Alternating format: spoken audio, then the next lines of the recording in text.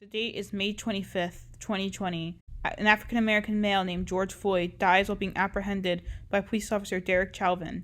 Across the country, incredibly peaceful protests break out. They're very peaceful, very peaceful. They break out across the country, including in my own town of Washington Township. Hey, hey, ho, ho!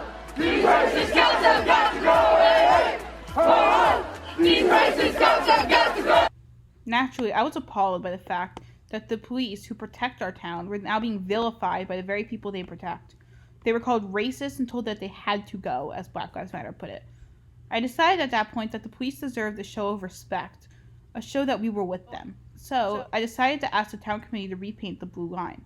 If you're not aware what the blue line is, or not from New Jersey in general, the blue line is painted, in some towns, the blue line is painted between the two yellow lines on the road near police stations. There's an image of it now on the screen, showing what it would look like. I thought it would be very simple. I would go to the town committee, which is made up of 5 Republicans. I would ask them to paint the blue line. They would say yes, and all would be done.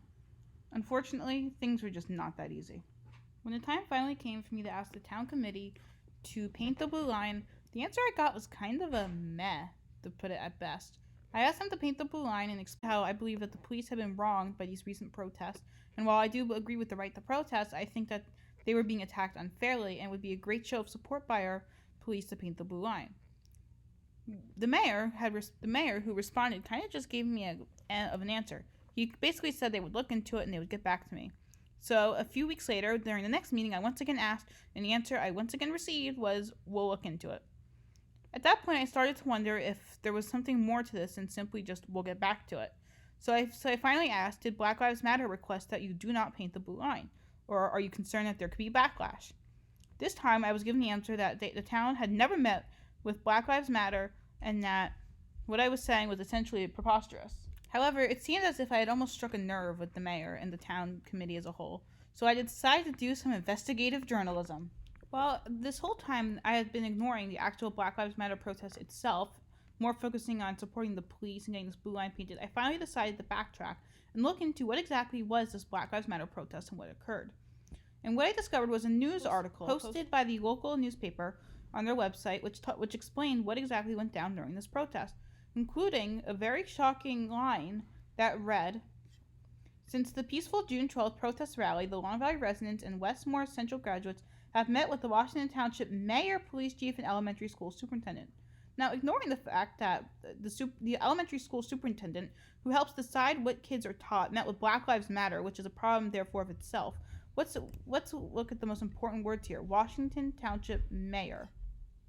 It was at this point I realized there was more to the story than it seemed, so I decided to look further into this. The mayor had told me he had never met with Black Lives Matter, but now, at least according to this article, it claimed that Black Lives Matter had met with the mayor.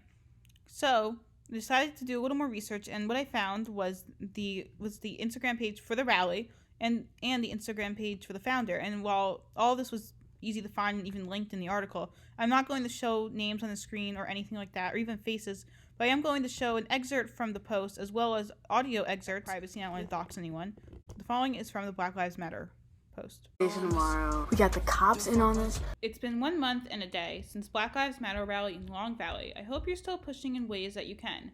In that time, Blank and I have met with the mayor and chief of police to discuss town policies, the town budget, and police procedures.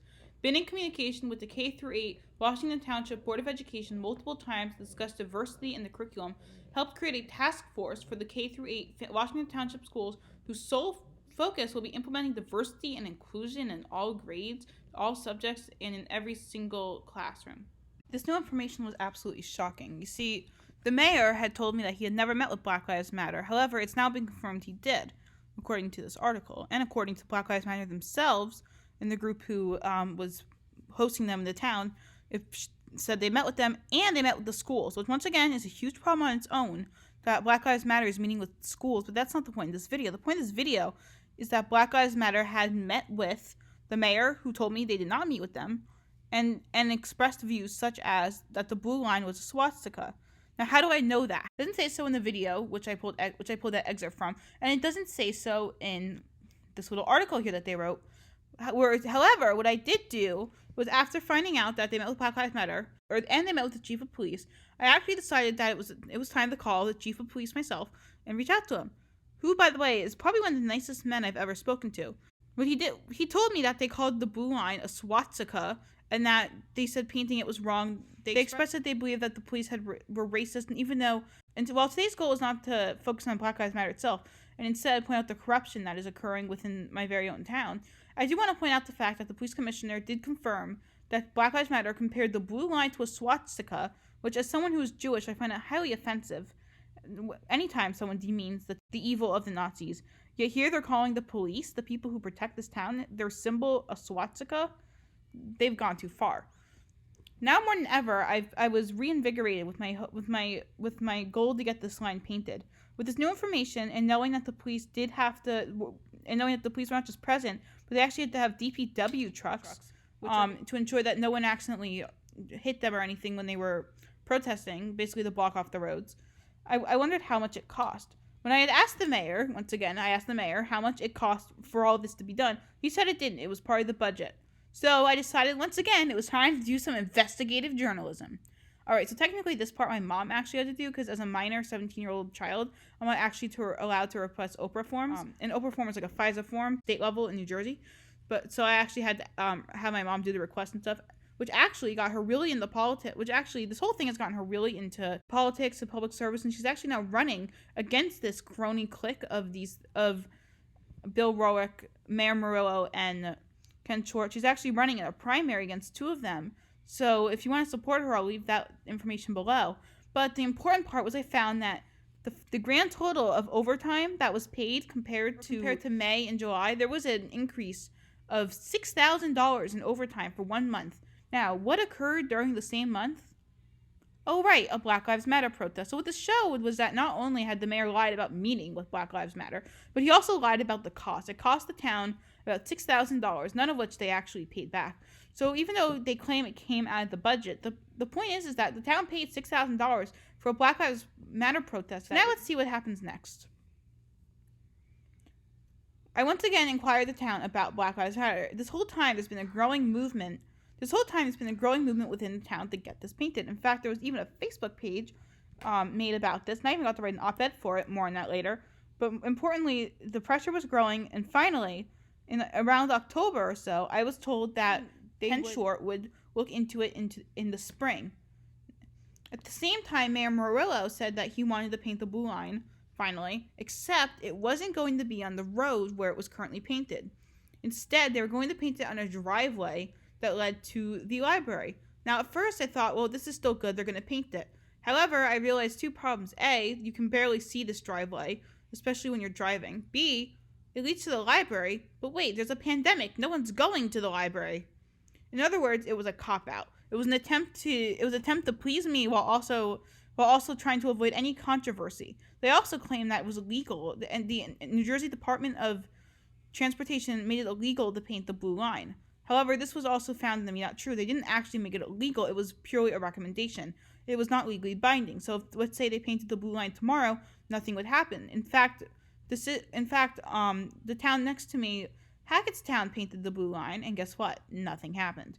So they were running out of excuses and decided to paint this as an attempt to quote unquote compromise. However, in reality, it was a cop-out, and you can even see that you can barely see it. So what happens next? Where does the story go? Well, let's get a little more into this driveway blue line thing. You see, this itself was not without controversy, except the controversy was for Mayor Murillo.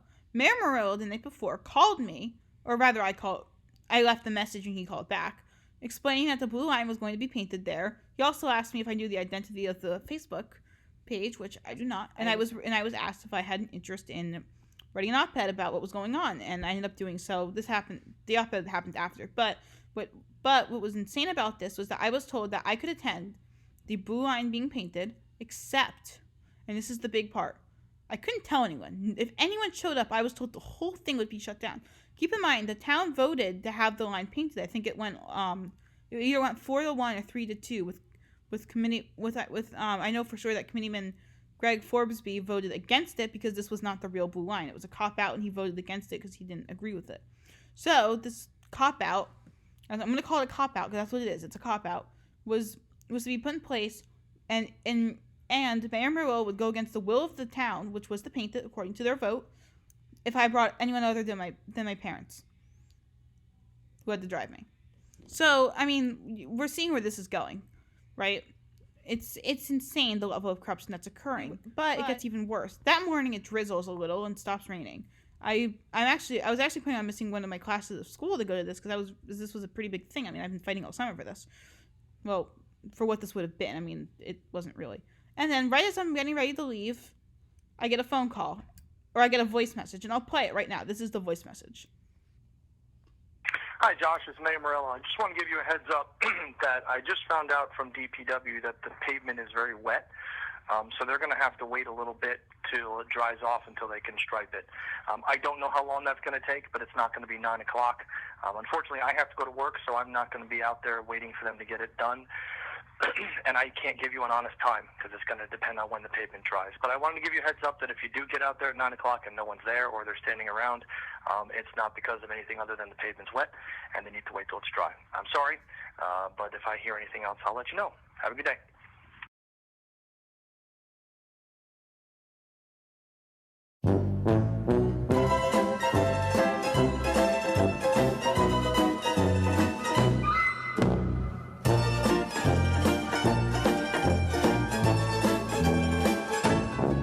If you recall, Kent Shore had told me that in spring he would have a plan on how to paint the blue line.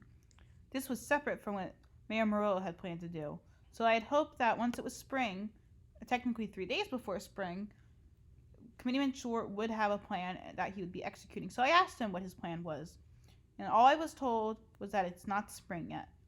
Because it was 3 days before spring, he couldn't explain or even have a plan, and that he had not considered it. So now I wait and wonder, when will the blue line be painted and how long will it take? Hopefully one day this blue line will be painted. Until then, it's important to remember to support primary challenges against rhinos, such as this Krony Klique, and to support real Republicans like Greg Forsby, who's been fighting just as hard as myself in getting this line painted. It is heavily important that everyone who sees this story share it and work to oust their own rhinos in their own towns, including here in Washington Township. Until that time comes, my name is Josh Schlesinger, and thank you all for watching.